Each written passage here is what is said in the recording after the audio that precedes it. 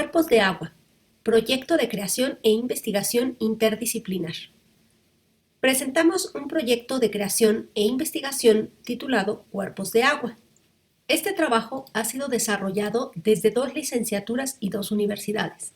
La licenciatura en danza de la Facultad Popular de Bellas Artes de la Universidad Michoacana de San Nicolás de Hidalgo y la licenciatura en Historia del Arte de la Escuela Nacional de Estudios Superiores Unidad Morelia de la Universidad Nacional Autónoma de México. Cuerpos de agua es un proyecto de creación e investigación transdisciplinaria que integra en varios procesos de creación artística diversas metodologías de la danza, las artes visuales y el performance. Además, se contempla como parte del proceso de creación e investigación el estudio de problemas ambientales presentes en los cuerpos de agua en los que se trabajó. También se integra en este trabajo la investigación de las condiciones geológicas de los cuerpos de agua en cuestión. Los procesos de creación se desarrollan integrando los saberes de la geología y las ciencias ambientales como parte del proceso de creación. Se trabajó con 3 cuerpos de agua distintos: el lago de Cuitzeo, la laguna de San Marcos y las aguas de las casas de los participantes, realizando intervenciones diversas en ellos. Las metodologías de creación empleadas fueron construidas de manera específica para cada cuerpo de agua y están estructuradas para propiciar experiencias corporales particulares en el contacto con los distintos cuerpos de agua, en dependencia de sus características y del enfoque que se le deseaba dar a cada intervención. A pesar de que los dispositivos de creación empleados en cada una de las intervenciones con los cuerpos de agua eran distintos, todos ellos contaban con un principio rector que unificó todos los procesos, que es la posibilidad de corporeizar a los cuerpos de agua. Esto quiere decir que la relación que se establece con cada cuerpo de agua es construida desde el cuerpo humano de las personas participantes. Se trata de permitir que se construya un devenir cuerpo de las aguas y un devenir agua de los cuerpos. En este proyecto se pone en cuestión nuestra relación con el espacio y con la temporalidad de nuestras vidas y de los cuerpos de agua. Las intervenciones fueron filmadas y fotografiadas, pero para ser comprendidas deberían ser analizadas fuera de los sistemas de producción que establecen la conformación de la obra como un producto. En este caso, el proceso en sí mismo se conforma como la obra y las personas que realizan las actividades son a la vez quienes crean la obra y quienes la observan. Es decir, que en este proyecto se pretende desarticular la separación de roles entre artistas y espectadores. Las obras se proponen como el establecimiento de estructuras de acción que se detonan a partir de una serie de instrucciones que pueden ser verbales o escritas. Las instrucciones están orientadas a propiciar la generación de experiencias corporales construidas desde la acción y la disposición del cuerpo, la presencia y la atención a acciones prolongadas. Las obras ponen en juego la capacidad de observación, de visualización y de fabulación de las personas que participan de las mismas.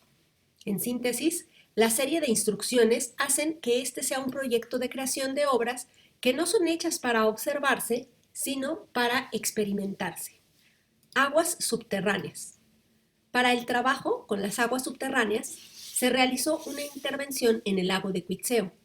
Este es un lago que tiene una historia geológica muy particular y que se diferencia de otros lagos de Michoacán porque la fuente de las aguas que lo conforman es subterránea. Los lagos de Michoacán están relacionados con la actividad volcánica tan fuerte que existe en la zona norte de Michoacán y sur de Guanajuato. En esta zona existen más de 2000 volcanes, algunos activos todavía y la mayoría extintos. La presencia de los volcanes, así como la actividad volcánica misma, han determinado la conformación de los cuerpos de agua, también abundantes en la zona. Algunos de los lagos de Michoacán, como el de Pátzcuaro, se han conformado porque los grupos de volcanes forman cuencas en las tierras bajas que quedan entre ellos. En estas cuencas, el agua, que escurre desde las tierras altas, queda capturada y al irse acumulando, formaron los lagos. Otros son los lagos de cráter de volcán, como el que se encuentra en Tacámbaro, que no es muy grande, pero tiene una gran profundidad. La historia geológica del lago de Cuitzeo es distinta, aunque también está relacionada con la actividad volcánica. Cuitzeo está en una zona de falla geológica en la que hay una gran presencia de actividad geotérmica. La presencia de cámaras magmáticas cercanas a la superficie en la zona hace que las aguas subterráneas también presentes aumenten su temperatura y sean impulsadas hacia arriba. La roca del fondo del lago de Cuitzeo tiene fracturas que permiten que el agua subterránea caliente suba y salga a la superficie a gran temperatura, nutriendo el lago de agua y sales minerales. Esta constante salida de agua es lo que ha formado este lago. El lago está situado en un valle muy plano y grande, por lo que su extensión es amplia, pero su profundidad es pequeña. En promedio, es menor a 1 metro y hay épocas del año en las que las grandes extensiones del lago se secan, dificultando la sobrevivencia de los peces, que son fuente de alimento de muchas de las poblaciones aledañas. Este cuerpo de agua está atravesado por 2 carreteras que bloquean el flujo de agua de un lado al otro. En las zonas que rodean el lago, también hay salidas de aguas termales que son utilizadas para balnearios. Existe en la zona un trabajo muy rudimentario de extracción de minerales que son utilizados para enriquecer la dieta del ganado. Hay 2 problemas ambientales serios en el lago de Cuitzeo. El primero es que las carreteras cortaron el flujo de agua dividiéndola en secciones, lo cual hace más difícil a Cuitzeo regular su movimiento y propicia la desecación de grandes zonas. El segundo problema es que el lago es destino de aguas negras provenientes de la ciudad de Morelia.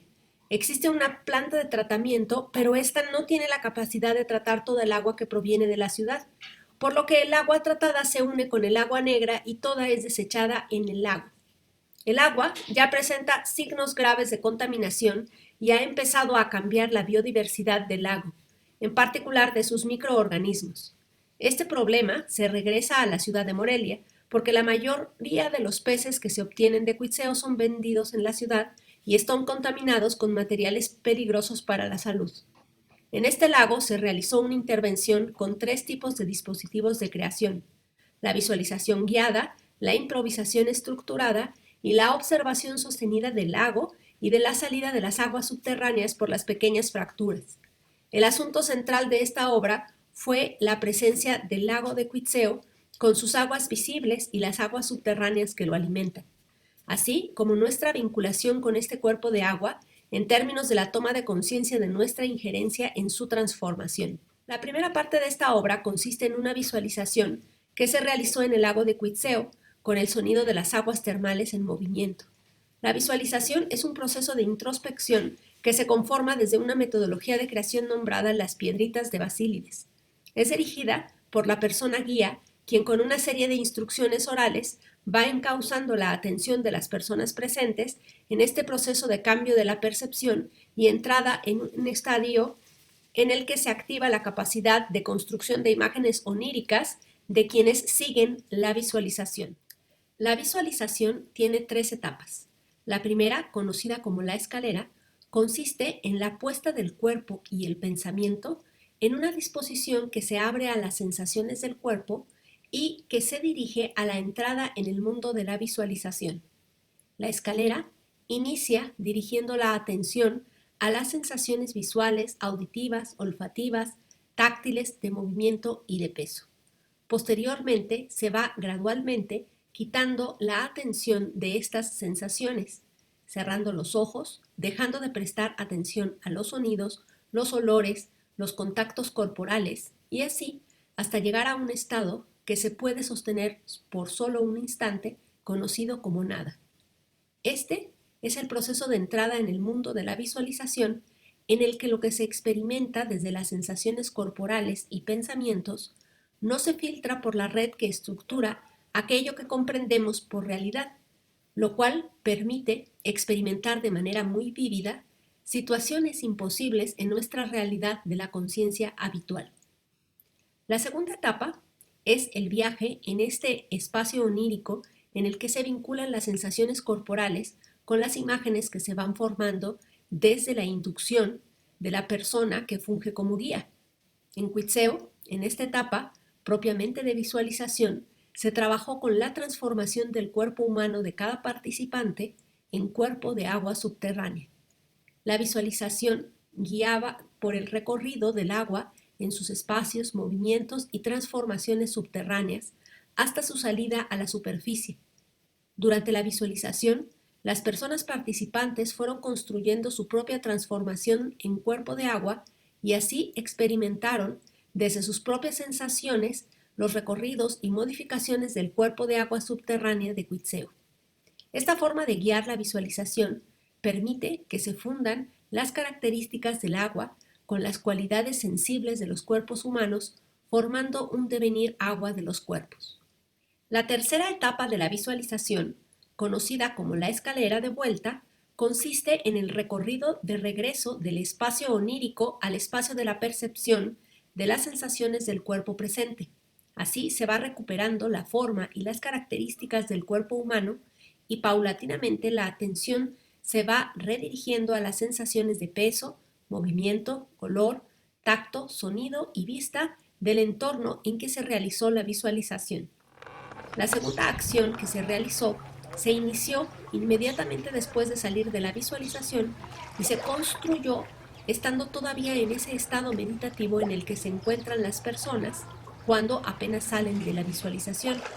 Esta actividad consistió en la inmersión del cuerpo en una poceta de aguas termales, siguiendo la consigna de prestar atención a las sensaciones del cuerpo al entrar en contacto con estas aguas y permitir que estas sensaciones se tradujeran en movimiento corporal.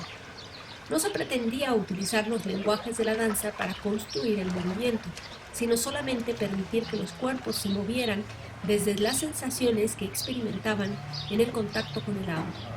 También se instruyó a las personas que permitieran que la visualización previamente hecha pudiera provocar el movimiento como un recurso para corporeizar la visualización. La tercera parte de la obra consistía en la observación realizada en dos momentos y lugares distintos. El primero de ellos era una observación sostenida y prolongada del horizonte del lago de Quetzeo.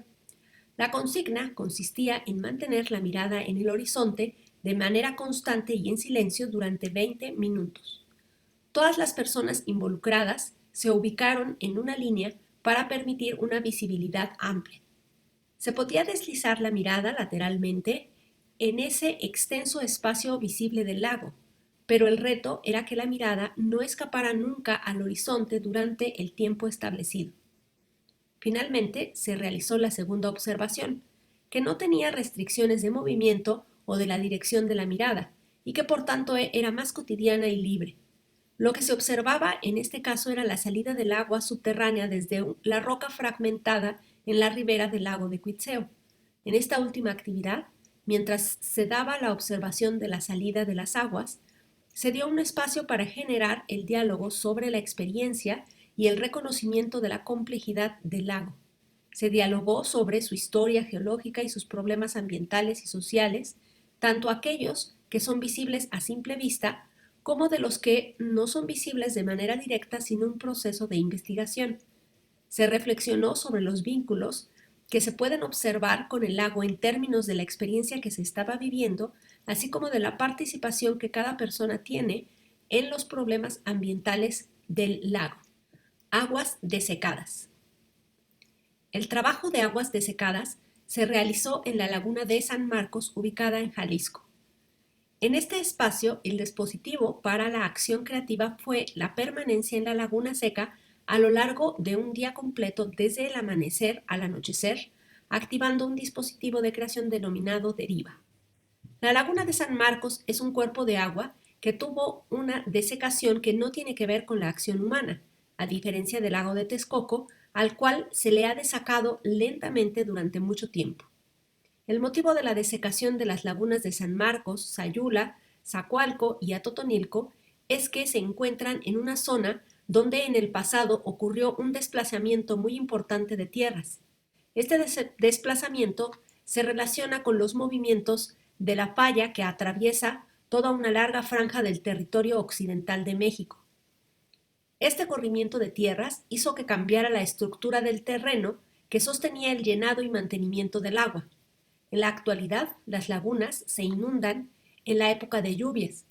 La cantidad de agua que se llega a acumular depende de la intensidad de la temporada de lluvias, pero el agua nunca llega a ser suficiente para permanecer durante la temporada de secas, por lo que la mayor parte del año es una superficie de tierra clara en donde no crece vegetación. La laguna de San Marcos también está atravesada a lo largo por una carretera.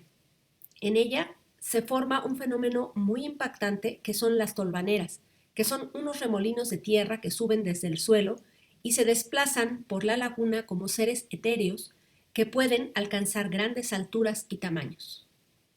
La tierra de la laguna, cuando se seca, forma una capa superior quebradiza que luego de un tiempo se fractura y enrolla, haciendo formas que vistas de cerca podrían parecer naturalezas muertas. Cuando el proceso de secado continúa, esa capa superior de tierra se pulveriza, y cuando el sol y el viento se intensifican hacia el mediodía, la tierra pulverizada se levanta con gran facilidad en remolinos cargados de arenisca llamados tolvaneras.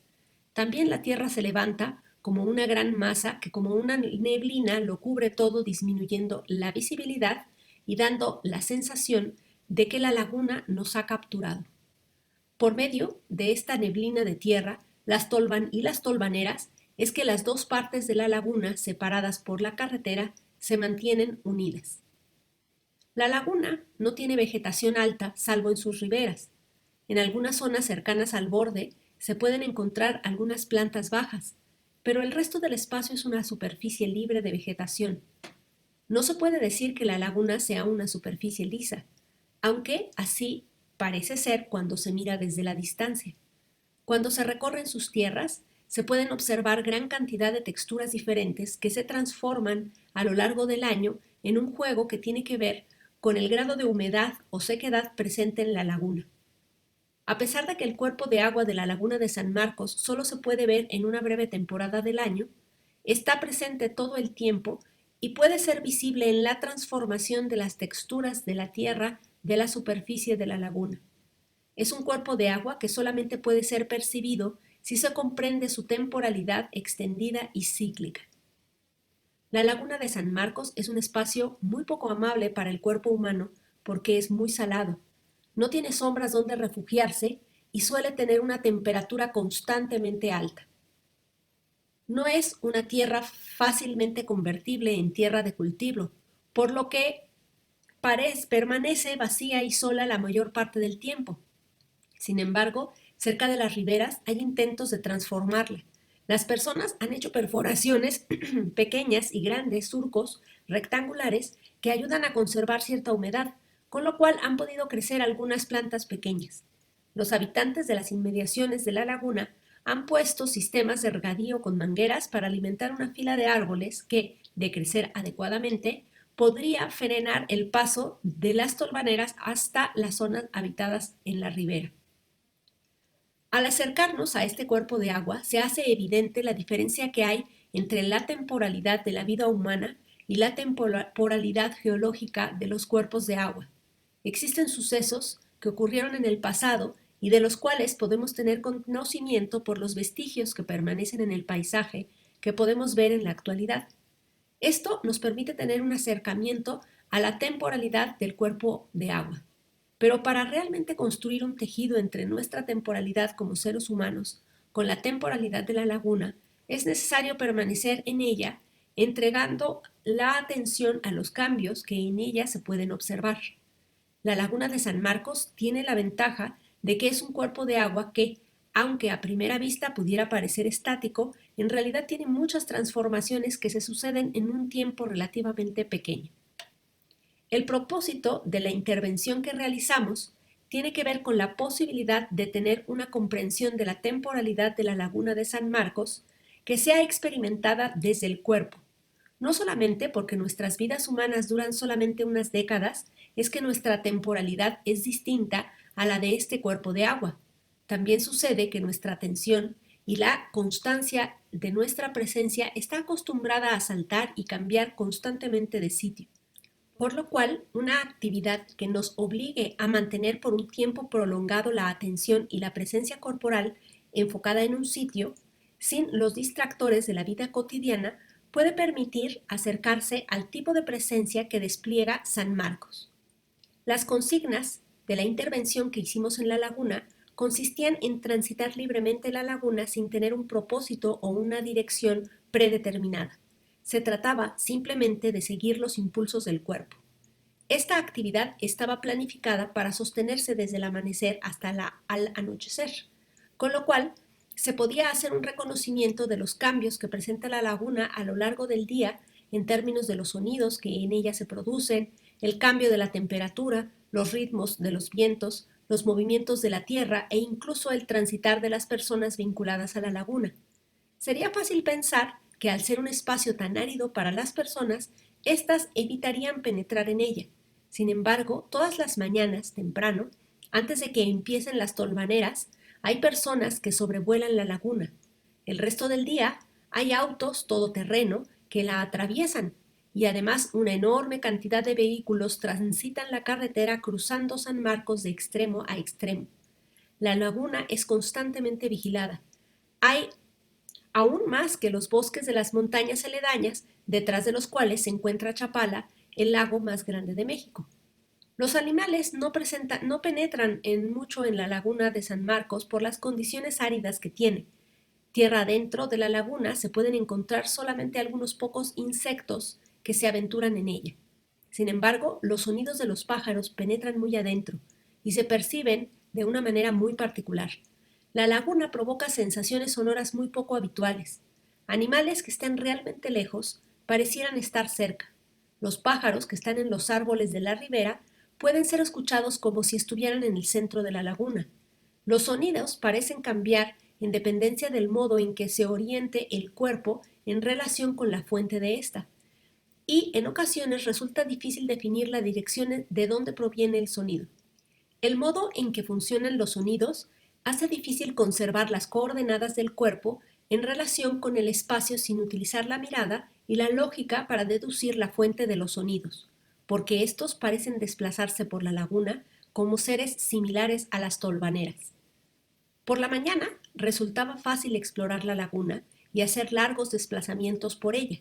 El calor todavía no era alto y tampoco había tanto movimiento de viento y tierra, pero conforme iba pasando el día, parecía que la laguna pidiera quietud a sus visitantes para ella poder desplegar sus magníficos movimientos. Al inicio de la tarde el calor se volvió tan intenso que las personas que hasta ahora habían permanecido deambulando y reconociendo sus distintos sitios empezaron a permanecer quietas y expectantes. A esa hora fue cuando la laguna realmente pareció despertar. Fue cuando empezaron a hacerse presentes esos seres de tierra que recorrían la laguna como si la cuidaran, la vigilaran y la curaran, transportando las tierras de un lado al otro de la carretera. Al acercarse la puesta del sol, los cuerpos humanos empezaron a salir de su letargo y recuperaron su movilidad, pero estos cuerpos ya no eran los mismos que habían llegado de madrugada a aquella laguna, porque habían permanecido un tiempo tan prolongado en ese espacio que borra las coordenadas del sentido, que habían sido transformados en su percepción, en sus sensaciones y en su estado de conciencia. Eran cuerpos que despertaban con la cercanía de la noche y que parecían renacer de la tierra y haber adquirido la capacidad de dialogar con la laguna.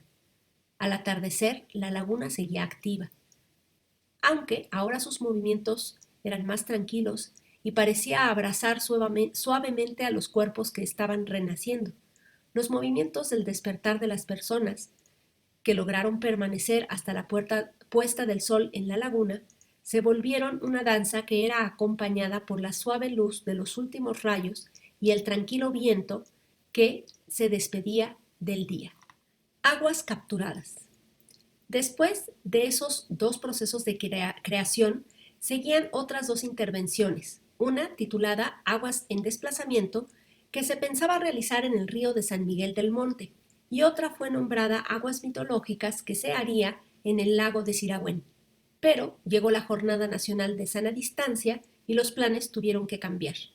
¿Cómo mantener el sentido estando en resguardo dentro de la casa después de haber dialogado con las grandes extensiones de las aguas superficiales y subterráneas del lago de Cuitzeo? ¿Cómo construir nuestra temporalidad de cuerpos humanos en confinamiento después de haber dialogado con la laguna de San Marcos en su muy particular temporalidad? Cuando el proyecto de creación e investigación con los cuerpos de agua tuvo que limitarse al vínculo que podemos establecer con las aguas de nuestras casas, surgió una pregunta que permitió dar continuidad al proyecto. ¿Cuáles son los cuerpos de agua que nos acompañan en la vida cotidiana? Así fue como surgió el proceso de creación de aguas capturadas, que consiste en una serie de instrucciones para generar 5 tipos distintos de experiencias con las aguas capturadas, sus cambios, sus movimientos y la relación de nuestros objetos y movimientos con ella.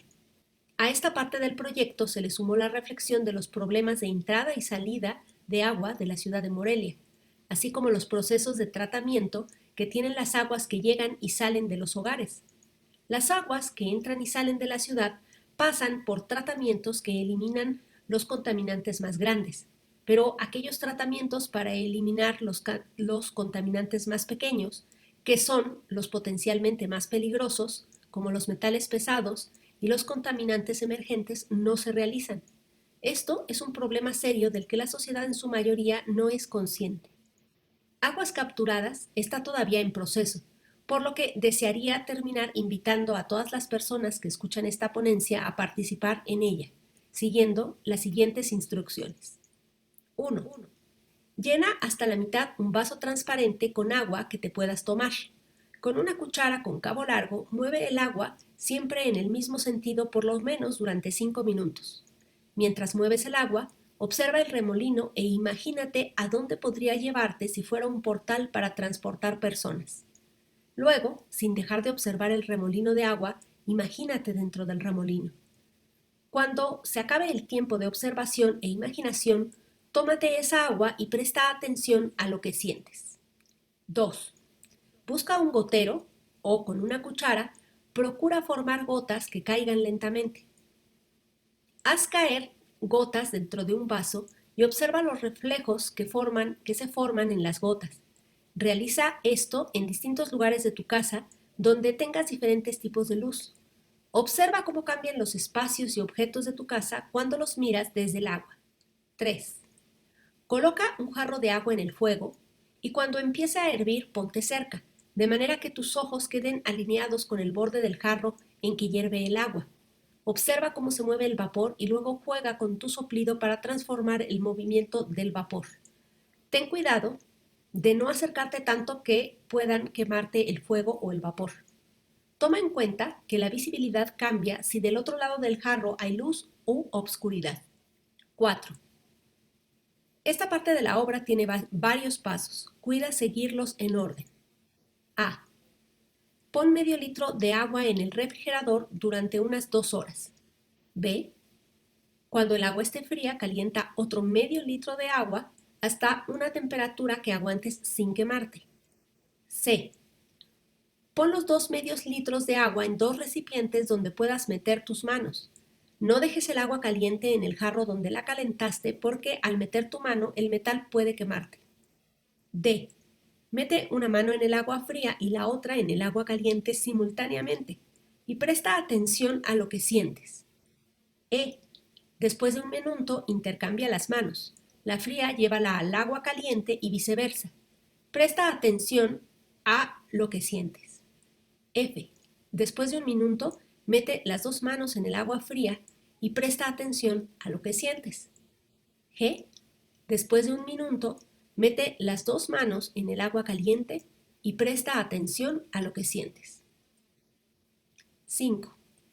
Congela un poco de agua, basta con un cubito. Pon el agua congelada en un plato y observa de cerca el cubo de agua mientras se descongela. Procura alejar todas las distracciones a ver si logras no quitar tu atención del agua durante todo el proceso. Puedes apagar el celular, ir al baño antes de empezar, acomodarte en un sitio cómodo que te permita cambiar de posición sin quitar la atención del agua y avisar a las personas que viven contigo lo que vas a hacer para evitar distracciones. Piensa en algún modo en que puedas compartir tus experiencias con estas instrucciones. Puede ser enviando un texto, un audio o video al correo electrónico investigación, sin acento, aor@gmail.com.